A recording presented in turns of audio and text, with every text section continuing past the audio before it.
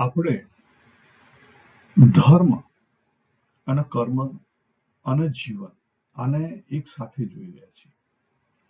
આપણે આગળ જોયું કે જીવન એ series of life, its journey છે, બરાબર. અને એની અંદર જે પરફોર્મન્સ છે આપણું, શાના માટે? મુક્તિ માટે. આપણા ગોલ કયો છે મુક્તિનો? એ જે પરફોર્મન્સ છે એનો શું કહેવાય? ધર્મ કહેવાય.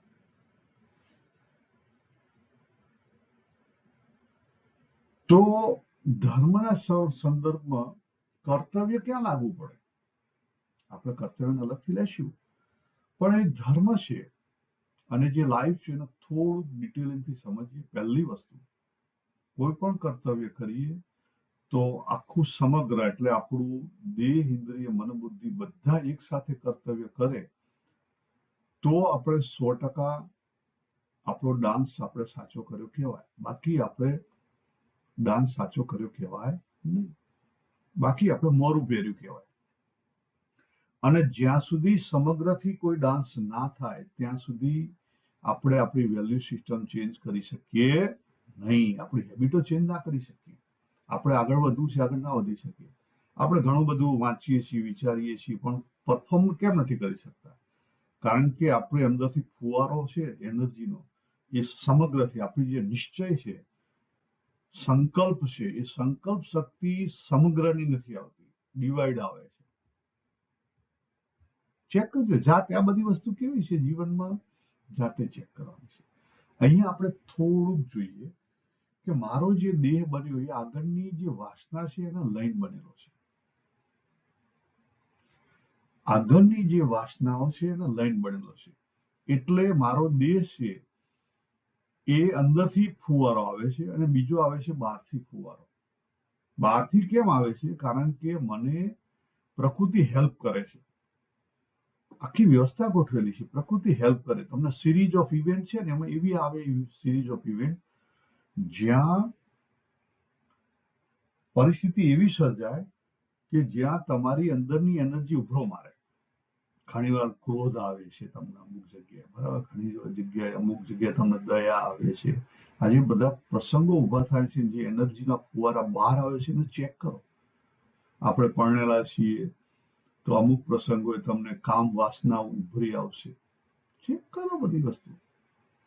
અમુક જગ્યાએ દયા આવશે, અમુક જગ્યાએ ક્રોધ આવશે. ચેક કરો. અમુક જગ્યાએ કંઈક કરી નાખવાની ઈચ્છા થશે. ખ્યાલ આવે? આજે ડુઅરશીપના જે બધા ભાવ અંદરથી આવે છે, અલગ અલગ ડુઅરશીપના, એને ચેક કરો. એ શું છે? આપણી બ્લોક થયેલી એનર્જી છે. ખોટી છે ના. એને ઓપોર્ચ્યુનિટી આપે છે. કોણ આપે છે? નિયતિ. નિયતિ આપણને એવી જગ્યાએ લાઈન ઉભા રાખે કે જ્યાં તમને ઓપોર્ચ્યુનિટી મળે. અર્જુન જો, અર્જુનને નિયતિએ ઉભો રાખ્યો. ક્યાં? રણ, કુરુક્ષેત્રની અંદર. કેમ? નિયતિ જે કરે ને સારા માટે કરતી. આટલી વસ્તુ યાદ રાખો. તો નિયતિ તમને જે લાઈવ મૂક્યા ત્યાં, કારણ કે જીવને પાછા શિવ તરફ જવાનું છે, એમાં નિયતિ મદદ કરે છે. એક વાર તમે ચેક કરો અંદરથી કે બહારથી કઈ પરિસ્થિતિ ઊભી થઈને અંદરથી કયો ફોર્સ આવી રહ્યો છે, અને એને જો સાચા અર્થમાં સમજો અને તમે એ પ્રમાણે કર્તવ્ય કર્મ તમારું બજાવો, ત્યાં ધર્મ બજાવો, તો તમે ઓટોમેટિકલી હાર્મોનાઇઝ થઈ જશો. કેવા થઈ જશો? હાર્મોનાઇઝ. અને એક વાર ધીરે ધીરે ધીરે ધીરે તમે હાર્મોનાઇઝ થઈ ગયા તો પછી તમને ભ્રમરૂપ થતા કોઈ રોકી નહીં શકે. આપણે જે આગળથી બ્લોક થયેલી એનર્જી છે એને અહીંયા એવી રીતે રિલીઝ કરવાની છે કે હાર્મોનાઇઝ થઈ જાય. અને એના માટે કર્તવ્ય છે. કર્તવ્ય ક્યાં સુધી છે? જ્યાં સુધી કામના છે ત્યાં સુધી કર્તવ્ય છે. પછી કર્તવ્ય નથી, છે, પણ કર્તવ્યનો રોલ બદલાઈ જાય છે. પછી નિમિત્ત માત્ર થઈ જાય. કર્તવ્ય તો છે પણ નિમિત્ત માત્ર થઈ જાય. પછી ભગવાન જ્યાં ઉભા રાખે ત્યાં હાચા. તમારા તરફથી ફુવારો ના ઉડે, તમારી ડિઝાયર ના હોય, પણ એ તો ભ્રમરૂપની સ્થિતિ છે. કઈ સ્થિતિ છે? ભ્રમરૂપની સ્થિતિ છે. જો અહીંયા આપણે પિક્ચરમાં બતાવ્યું છે કે આપણની અંદર જે બધી ઓપોર્ચ્યુનિટી આવે છે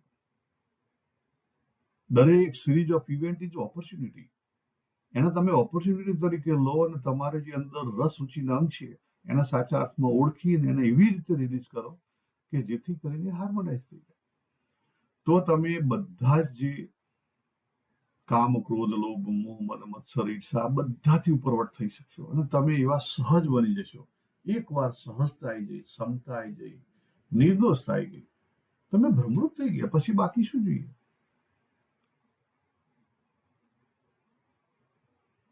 મેં તમને બહુ જ 5 મિનિટની અંદર વાત કરી દીધી, પણ આને જાતે એપ્લાય કરો તો ખબર પડશે, બાકી નહીં ખબર પડે. જાતે એપ્લાય કરો તો ખબર પડશે, બાકી નહીં ખબર પડે. અને થોડા સ્લો ડાઉન થઈ જાઓ જ્યારે જરૂર ના હોય ત્યારે, તો ખબર પડશે. જગતથી થોડાક ઉપરવટ થઈ જાઓ તો ખબર પડશે. અંદર જુઓ, અંતરદ્રષ્ટિ કરો તો ખબર પડશે. ભગવાન જે પરિસ્થિતિ નિર્મિત કરે છે, જે પરિસ્થિતિ તમારી સામે આવે છે, એની પાછળ કંઈક કારણ છે. આપણને ખબર નથી.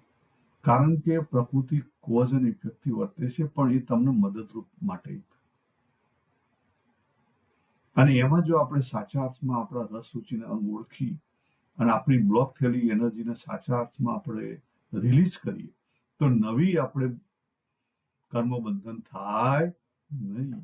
અને નવું કર્મબંધન ના થાય તો આપણે કેવા થઈ જઈએ? સરળ થઈ જઈએ.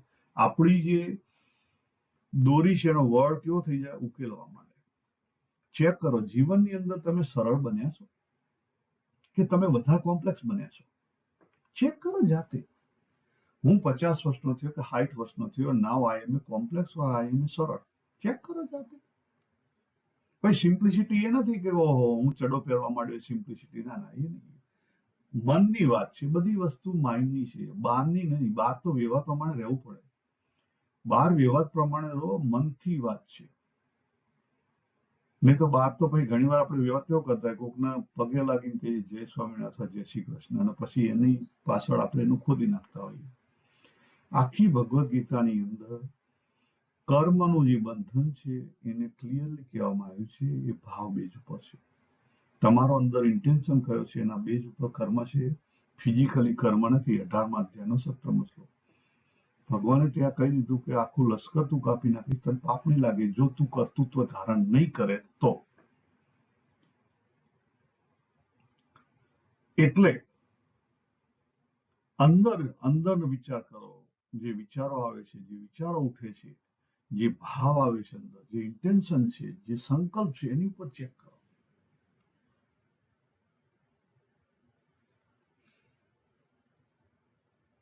તમે બસમાં જઈ રહ્યા છો, બાજુમાં કોઈ તમારે કોઈ સારું, તમે પુરુષ છો તો સ્ત્રી પાત્ર આવ્યું, કે સ્ત્રી છો તો પુરુષ પાત્ર આવ્યું, તમને જો મનમાં ખરાબ વિચાર ઉભા થયા તો સમજી લો કે તમારી અંદર જે બ્લોક એનર્જી છે, વાસના છે, હજી આગળ કંઈક રેલાવા માંગે છે. તો એ વાસનાનો તમે સાચા અર્થમાં સમજો અને એ રીતે તમે એને એક્ઝોસ્ટ કરો કે જેથી કરીને એ કેવી થઈ જાય? શક્તિ હાર્મોનાઇઝ થઈ જાય.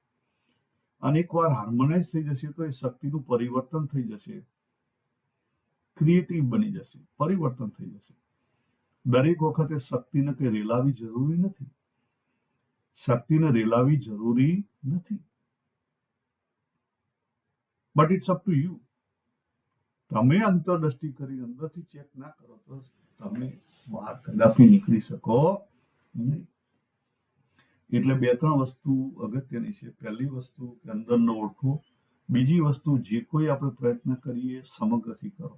સમગ્ર કહેતા આપણું દેહ, ઇન્દ્રિય, મન, બુદ્ધિ. એવું નહીં કે મન અલગ છે અને દેહ અલગ કરી રહ્યો છે, ખ્યાલ આવે તો કદી એ ઉકેલ નહીં આવે. આપણે આપણી જાતે જ આપણું જે કહેવાય કે આત્મબળ ઘટાડીએ છીએ. આપણે આપણું જાતે જ આત્મબળ ઘટાડીએ છીએ. આપણે નક્કી કરીએ કે હું સવારે 4 વાગે ઉઠીશ, ભાઈ ઠંડી હોય તો આપણે નથી ઉઠતા, તો પછી નિશ્ચય કરો છો શા માટે? આપણો જે વિલ પાવર છે ને આપણે સાચા અર્થમાં ઓળખ્યા નથી. તો વિલ પાવરને તમે સાચા અર્થમાં ઓળખીને સાચા અર્થમાં એનો વાપરો. વિલ પાવરને સાચા અર્થમાં જો તમે સમજશો, વાપરશો, તો તમારો ઉકેલ આવશે. ને તો નહીં આવે.